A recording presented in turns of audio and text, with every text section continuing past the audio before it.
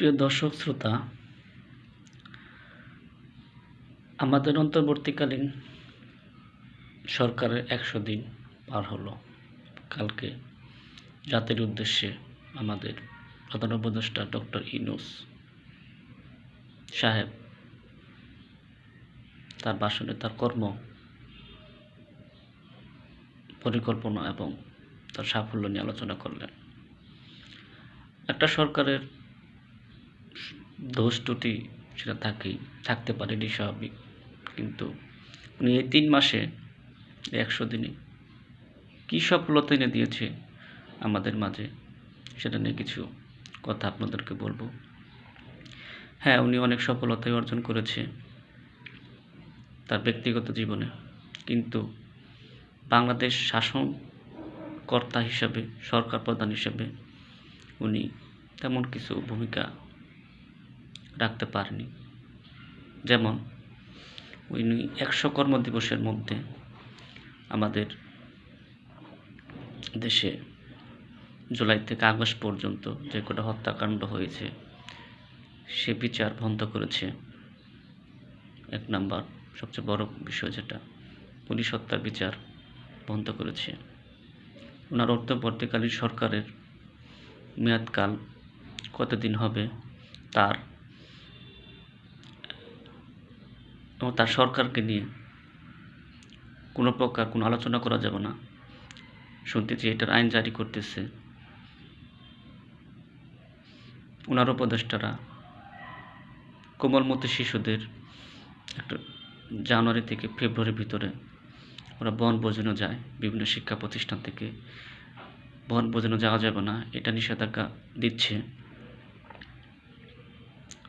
জামাতের চিহ্নিত জামাত শিবিরের নেতা তাজুল ইসলামকে উনি প্রসিকিউটর হিসেবে নিয়োগ দিয়েছে। বিভিন্ন ডিসি নিয়োগ দিয়েছে শিবিরের, জামাতের। উনি সরকার হওয়ার পরে বিচার বহির্ভূত অনেকটি হত্যাকাণ্ড হয়েছে। এই ১০০ দিনের মধ্যে হিন্দুদের উপরে নির্যাতন হয়েছে। এই ১০০ দিনের মধ্যে হিন্দুদের নামে মামলা দিয়েছে। এই ১০০ দিনের মধ্যে বাংলাদেশের দ্রব্যমূল্য নিয়ন্ত্রণ করতে পারতেছে না। এই ১০০ দিনের মধ্যে বাংলাদেশে মানুষ নিরাপদ নেই। এই ১০০ দিনের মধ্যেই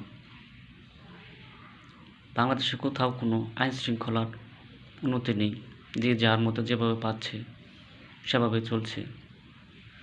এই ১০০ দিনের মধ্যেই ব্যাংকে টাকা নেই, রিজার্ভ কমে গেছে। এই ১০০ দিনের মধ্যেই এবং ১০০ দিনের ভিতরে দেশের যে অবস্থা বিরাজ করছে, তাই এভাবে যদি দেশ চলতে থাকে মনে হয় না দেশ ভালো হবে।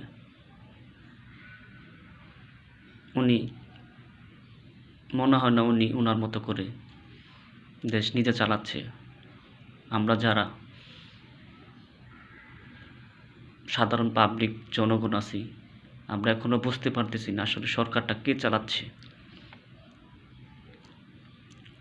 একটা অন্তর্বর্তী সরকারকে বহির্বিশ্বের কোথাও কোনো জায়গা থেকে কোনো ঋণ দিবে না, এটা আপনারা সবাই বুঝেন। রাজনৈতিক ব্যক্তিত্ব ছাড়া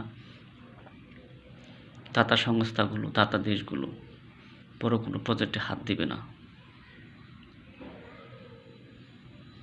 উনি দীর্ঘমেয়াদী থাকার পরিকল্পনা আছে কিনা জানি না। উনি দ্রুতগতিতে আমাদের দেশের জনগণের কথা চিন্তা করে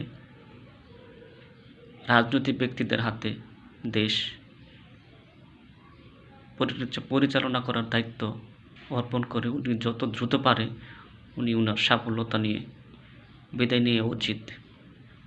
যদি না করতে পারে উনি সরকার হিসেবে ব্যর্থ হবেন এবং ওনার দায়ভার এই দেশে যা হয়েছে ওনাকে নিতে হবে।